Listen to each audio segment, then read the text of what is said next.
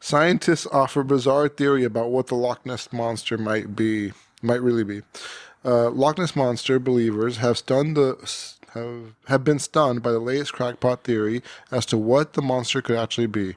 Brace yourself for this one because it's super weird. No, it's not a prehistoric cryptid or a living fossil, nor is it an alien that fell to Earth and decided to make a home in the Scottish Lake. Some people have suggested that it might be the penis of a horny whale. Or at least that's what could have sparked the rumors into life in the first place. But isn't it a freshwater lake in Scotland? I don't know. We'll find out. So here's a popular picture of Nessie, though it is a hoax. Now we all know that whales are massive, right? So it holds to reason that they have a massive langur as well.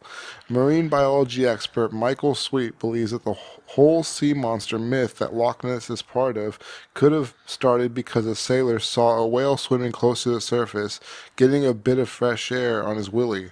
The researcher shared a picture preparing to show Nessie and wrote, "Back in the day, travelers or explorers would draw what they saw. This is where many sea monsters stories come from, i.e., tentacled and alien-esque appendages emerging from the water, giving belief to something more sinister lurking beneath. However, in many cases, it was just whale dicks. Whales often mate in groups, so while one male is busy with the female, the other male just pops his dick out of the water while swimming around waiting for his turn. Everyone's got to have a little bit of fun, right? One female whale is typically paired with a primary escort male, and a group of males will try to fight for their right to overthrow the escort and earn mating rights. A competition pod can have just a handful of whales or a larger group of 12 to 15. So could a whale have got into Loch Ness and decided to show off its impressive parts? Who knows, but it's a more viable theory than some of the others, right? The interest in Loch Ness peaked back in the 1930s after an infamous photo emerged, but sightings of a sea monster have been reported as early as the 6th century. More than 1,000 reports have been made since records have been kept. Of course, Mr. Sweet's whale willy theory isn't accepted by everyone.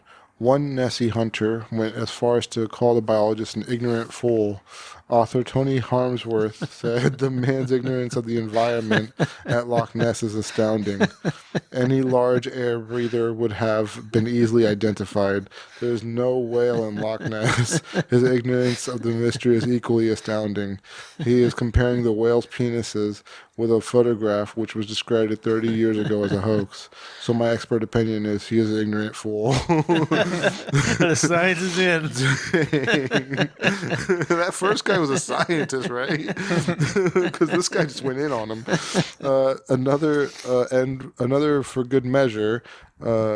Adrian Shine from the Loch Ness Project added, "There are no whales in Loch Ness." Still, Mr. Sweet has defended himself against such criticism, explaining, "I never said that Nessie was a whale. I indicated that many monsters were highly likely to be whale penises, and this will explain a number of seafarers' sightings back in the day. Nessie was just used an example. If The Simpsons had taught us anything over the years, it's that we should just drain the loch, and find out what's down there once and for all. Deployed the Delochinator."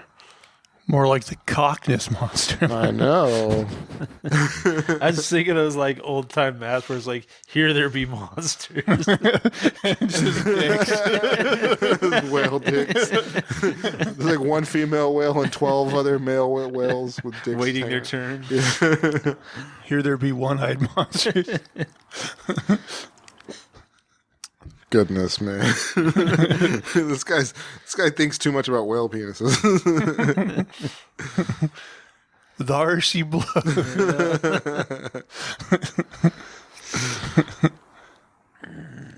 Crazy. All right, manifest around 2, I guess, if we're done with whale boner puns.